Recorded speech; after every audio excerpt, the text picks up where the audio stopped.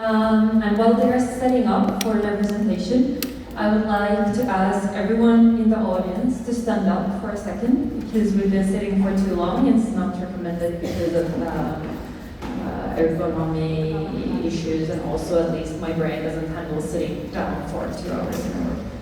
So, okay, now that we're standing up, we can all do like one circle, one direction, maybe 2 circles, and then 3 circles the other direction, but faster. Okay, and I think now we're ready to listen to the 4th and final presentation of today.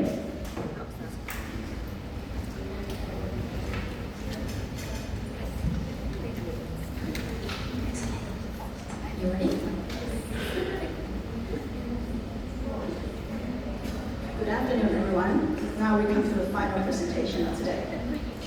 Do you know that 90% of forests that has been lost in this world are due to agricultural expansion? Now it might seem like agriculture is a bad guy to the environment. It's actually not that well. The truth is the unsustainable practice that actually caused the soil to degrade and makes lose the quality to contain the carbon.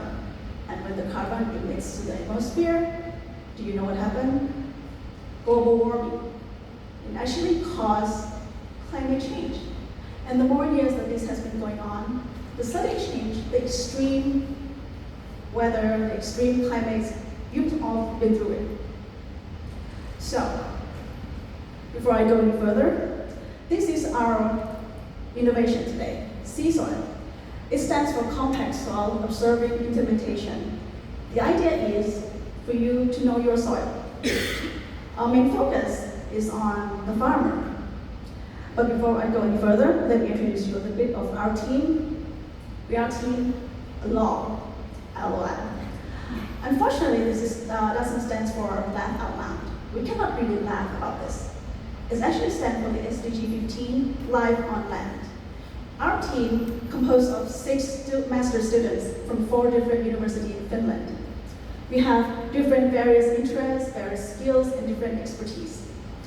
While we do this research, we've been conducting interviews, doing a lot of research in different areas, and we found that the data, the soil data, is actually one of the key jigsaw that actually solve or leads to the sustainable practice in agriculture. Do you know that 2/5 of the EU area is farmland? And that's actually accounting for 9.1 million agricultural holdings in the EU. That's also make up 94.8% of them are family-run businesses. They are small. And like I mentioned, 90% of the global deforestation is due to agricultural expansion.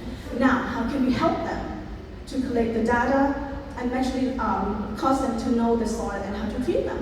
The truth is they're not working alone. There are local governments, there are local research institutes that actually help them to understand their soil. But this is Luca. He's my friend. He has a barnyard in Italy. He recently has good news that his wife is pregnant. Within 9 months, he's gonna have kids. But he is also in daily routine, he has to take care of his farm. But the local government requires him to take the soil sample in his land and send to the lab test every 5 years. And this whole thing, the whole process, cost him a lot. It could cost up to like 1,000 euros, and it could take months to complete the process and get some reports back to him for data analysis. Now, you can tell that this whole process is not like making him happy. Now, this is where I come in, and we'd like to present you the solution. So, our mission is to help Luca. And going a little more into specifics of what the challenge is, when he's doing the soil testing, he has to do it manually. He takes a drill, drills down into the soil, takes a soil sample, a chunk of land, and sends it in the mail to a lab to get analyzed. So manual labor, extra chores, takes a lot of time, and it's expensive. But what do these samples actually, like, what's their role? Governments want these samples because they want to analyze them, and then they can make instructions and guidelines and actually limit the amount of fertilizers and what kind of fertilizers farmers put into their soil. But there would be possibly other ways of treating the soil if the farmers had the data, if they knew what was going on in their soil. More sustainable practices. So if the data was more accessible, was more affordable, it was available at all times, Luca would very much like to know that, so that he could implement these other means of taking care of his soil and making it healthy, instead of inserting all these fertilizers into his land. Now, of course, I'm sure you're interested in knowing how does our gadget actually work. I'll hand it over to Sebastian and Kaka who will now tell you.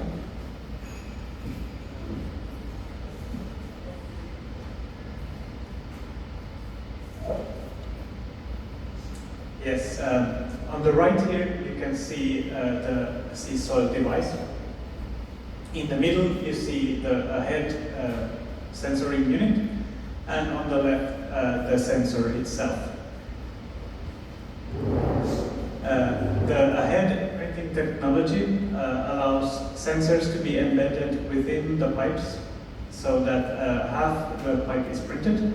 Then the sensor is either inserted or printed with a special technology directly, and then the rest of the pipe is printed so that there is no seams and no bolts and no way to create leaks. The sensors can be either 3D printed with the special aerosol jet printing technique, or they can be off-the-shelf parts to suit whatever measuring needs you have. And on the right you can see here in our fancy prototype, the ahead sensing unit is inside a shell with a funnel on top for water to come in, and then a battery and a control unit. This CSOIL device would be in the soil, and whenever it rains or if the field is irrigated or maybe floods, the water will seep through the soil and bring in particles that are suspended in it, or maybe some substances that are dissolved in the water, and then we can measure that with ahead units. And we could have multiple ahead units inside, depending on how many different things we need to measure in the soil. Good, next one. And here you can see in the spring, Luca plants his seedlings with a transplanter machine, which he pulls behind his tractor. This thing opens up the soil, and then it places these baby plants inside, and then it closes the soil again. So with no extra effort, Luca takes the device and places it in the hopper, and then when he drives the tractor, it's planted into the soil at maybe 20 centimeters of depth. The device has a flag, which works both as a sign to see where it is, a solar panel, and an antenna, so it sends the data to his phone. Then in the growing season, in the summer, the device lives in the soil, and anytime there is water entering it, it will wake up, take a sample, check the logs, what is happening in my aheads, and then go to sleep again for the next data collection. In the autumn, the device can be pulled up with the harvesting device, or since Luca is in Italy, if there's no frost in the winter, he can leave the device in the ground for up to 10 years. And then he can see anytime there has been rain or irrigation, what is inside his soil. And now we have a demonstration of Luca driving the, we can do the device, yeah. So here we will give this to you later. You can see the device, which is very fancy. This is not to scale, it will be smaller once it is complete, so it fits inside with the baby plants. There is the trough, or a funnel for the water, and then the head unit, and a small battery, and the control unit. So water goes in from top and comes out from the bottom. And there's the solar panel flag also not to scale. And we will also hand out these head units to you later so you can feel them. And here now, in the spring, Luca drives his tractor. The transplanter device is not modeled in Lego, but imagine it. And as he drives, the device will plant all the baby plants and also this head device into the soil. That's a real soil we got from the outside. And then it lives there all season and gives many data points. And then in the autumn, if Luca so decides, he can pull it up to maybe inspect the device or clean it up. And the harvesting machine pulls it up with the other plants.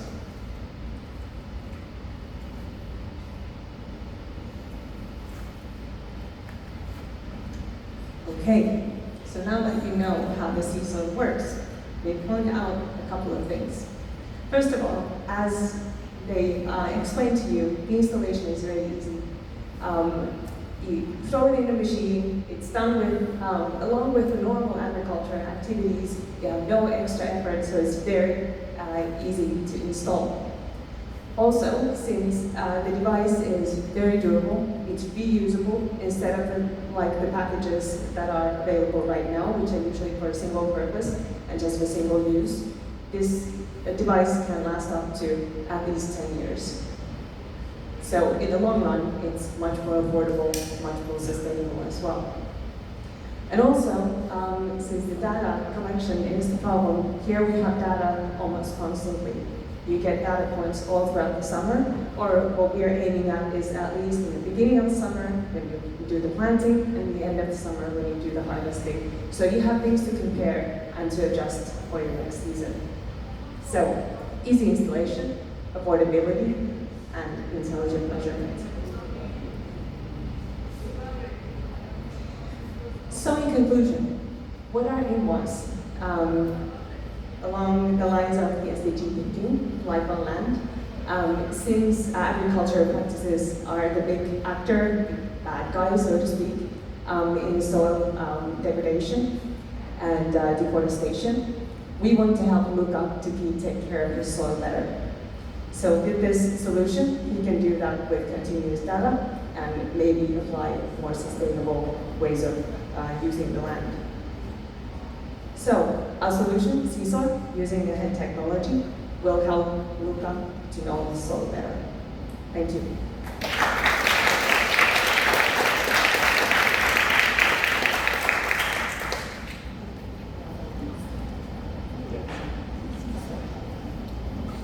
Okay, thank you for the presentation. I see 2 questions right away. I saw Marcus's hand first, sorry. So, oh, okay, Marcus is an honest man.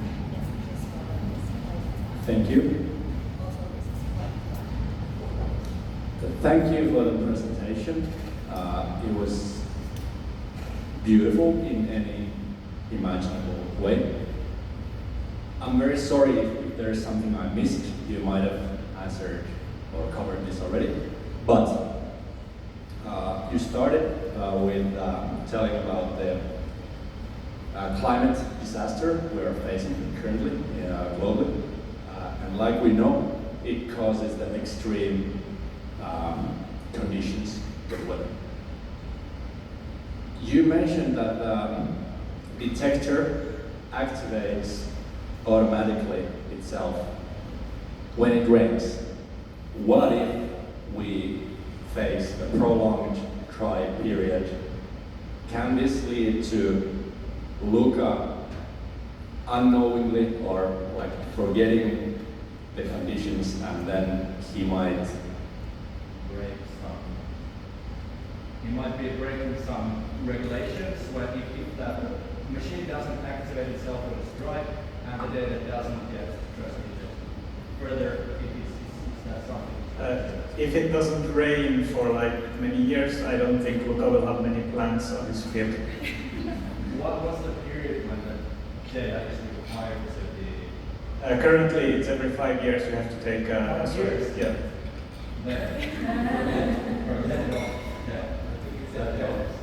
And we have also irrigation system which brings water in the cases that there are some dry season. Okay. But of course, yeah, the requirement is 5 years. But the added value for the farmer would be to have the data accessible as long as there is some sort of water at like more frequent times. So thank you very much for a very clear presentation, very visual. I love the prototypes. I mean, I just adore them. And the way Luca in his tractor was driving around and making the connection with the sensor, I think was extremely compelling. And of course, we believe your assurances that the soil is really from outside IdeaSquare, so it's probably radioactive. That was a joke. Now, it's clear from what I also very much appreciate is that in your introduction, you were clearly illustrating that this is a big issue. So those of us who are interested in looking at saving the planet and talking about large numbers as we do here at CERN for different reasons, this is very compelling. So I think you set the scene really, really well.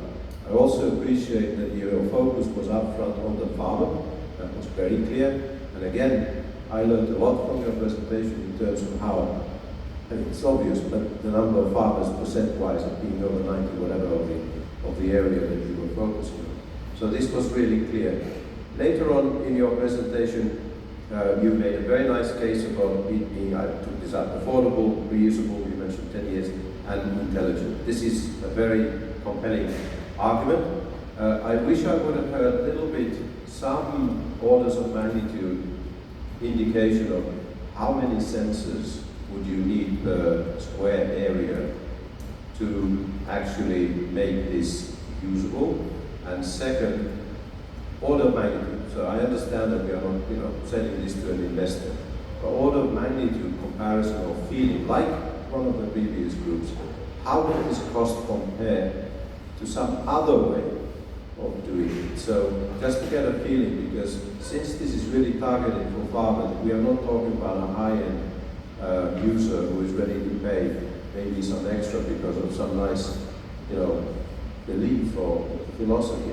I guess here the advantage will come from not only of these three nice features, affordable, reusable, and intelligent, but actually the cost per square area. So thank you. I'm not expecting you to answer. If you have an answer, please do.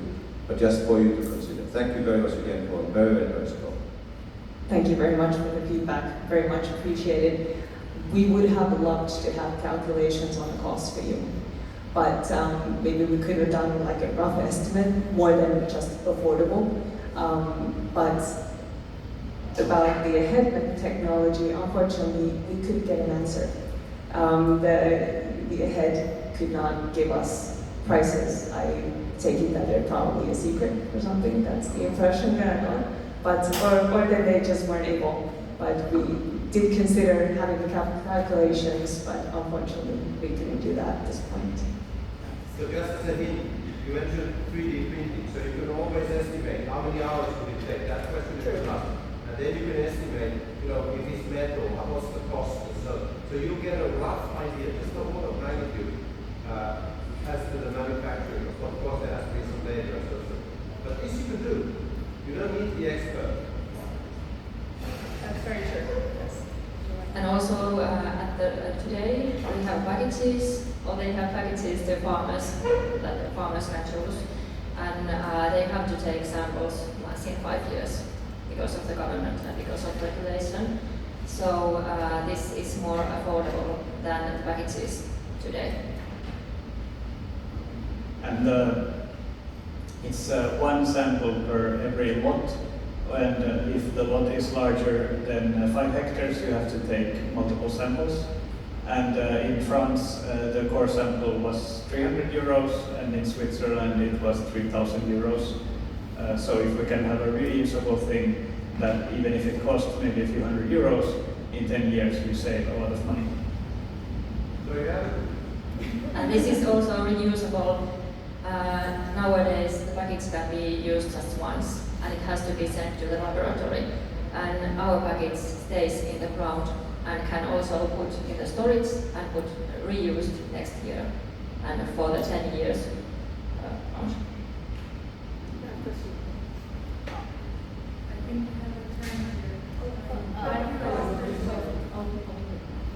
Thank you. I echo Marcus's words. Your prototype made me smile throughout the presentation, and when it does that, it means that it's a really nice prototype. Following a bit the cost, I was wondering if there would be any connections to other research institutions or universities that do conduct these sort of studies on the soil. And I was also wondering how would the interaction with the farmer be in terms of providing that feedback and that also human connection. So from previous experiences with farming communities, there is a really added value of getting feedback from researchers, from like authorities, to feel the soil, to get that sense of accomplishment, and they're very proud of their own soil. So I was wondering, what is that human interaction, if you've considered that, and if not, to maybe not underestimate it, because it's something that it's their life, so that human part is quite important as well. I think I can answer a little bit to that question. One of the interviews that we conduct, thanks to the foundation of Edward Mark in Italy, I don't know if they're here. Thanks to them, they have been explaining in details that, for example, in Italy, and that's why we kind of come up with Luca in Italy, because the local government actually regulates the farms to send a sample, like I mentioned, and the farms actually initiate the contact to the research lab or the research institute to advise them like on what to do and how to do it. And that is the interaction of between the local government, the farmers, and the institute, in that sense. Also, the farmer is very proud of his own soil. So this will give him or her the data constantly and frequently and make it more better and be more proud of that soil that he has and cultivate better fruits, because 5 years is quite a long period because there are so many fruits already harvested and sold. Thank you very much for your presentation. I can only agree and forward the comments that have been made. I really liked your presentation. Also, the slides were very well designed. One question I had was, you were talking about family-owned farms and Luca having a baby and only doing it every 5 years.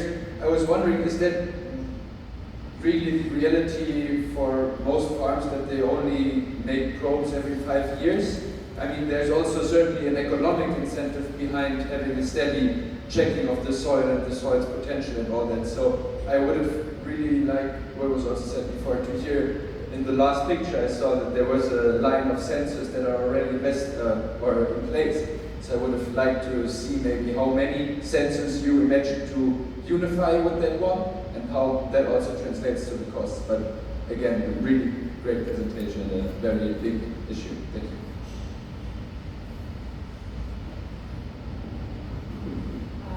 Maybe 3 sensors at most at a time, but there's no limit, limit. But I think it's because the width would come to. We have to choose what sensors to use, and also we could have different kind of head or CSOIL devices in the different areas. One measuring one thing and another device measuring another thing. So we don't have to include all the sensors in one device. Yeah, the sensor size, what's available, and if it can be 3D printed and how small we can make it would be the limit, because it has to fit the whole machine into the seedling planting machine. Yeah. And I kind of have to answer why I mentioned the family and the Luca as a baby, because the fact is, for a farm to get an organic certification, they have to treat the lands for 3 years consecutively, and then have first lab test maybe to get the certified. So in a way, the consumer demand, this is another story, but consumer demands is actually makes a lot of impact to the local government that's driving this requirement to the farms, and in a way that it's actually safe for Lucas' kid actually in the future, 3 years, 5 years when this kid is growing up, well, they spend their life in a safe environment. Thank you. I have one question here, and then I would also like to hear a question or comments and feedback from the visitors we have in the back row. And so maybe just building on what you just said about organic farming and kind of supervising or making sure that organic is really organic.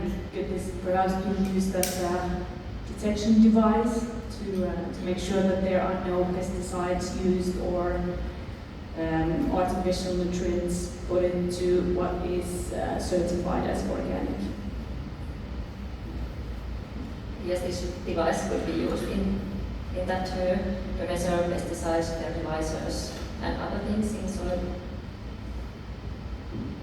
Yes, so synthetic fertilizers come ready with sulfates and compounds of the fertilizing agents, whereas organic fertilizers, they come as elemental like nitrogen and sulfur, which then convert inside the ground with a biological reaction. So with this more sample data, you can see there's a big peak of synthetic fertilizer here, versus I can show my product has the whole growing season being just organic fertilizer.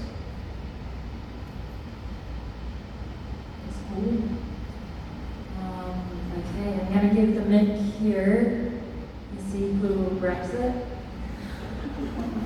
They all look so terrified.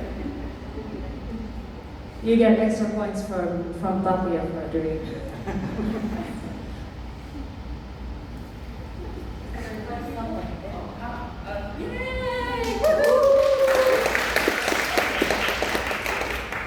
So I just have a overall comment for all the presentations, but very well done, very impressive, and even more impressive to know that you did this in such a short amount of time.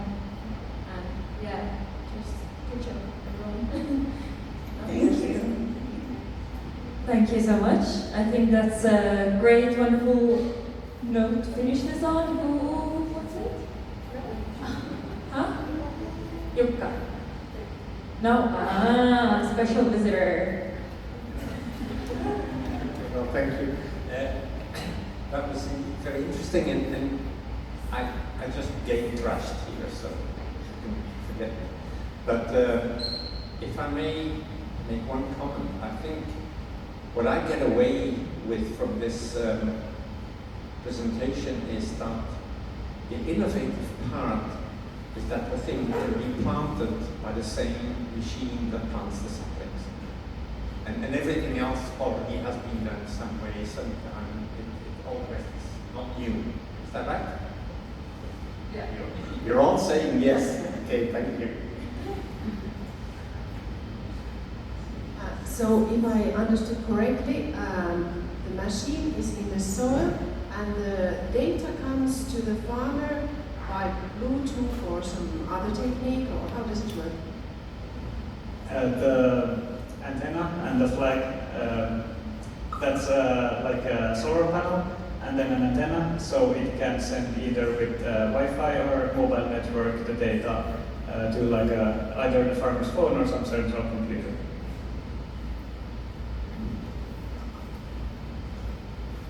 Actually, wanted to build on the previous question also.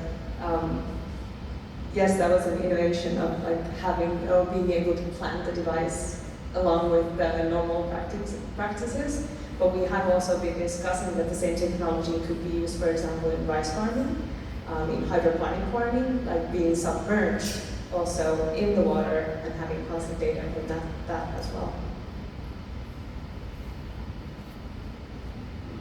And just to add before we take up the whole 30 minutes time, the sensor itself, you have talked to a head team today, and they also mentioned that besides the chemical substance that can be censored, now they are working on biological sensors. Oh, actually not a head, but it's another adjunct technology that is working on biosensors. there should be microbes and viruses as well. Thank you so much. Thank you to all the teams.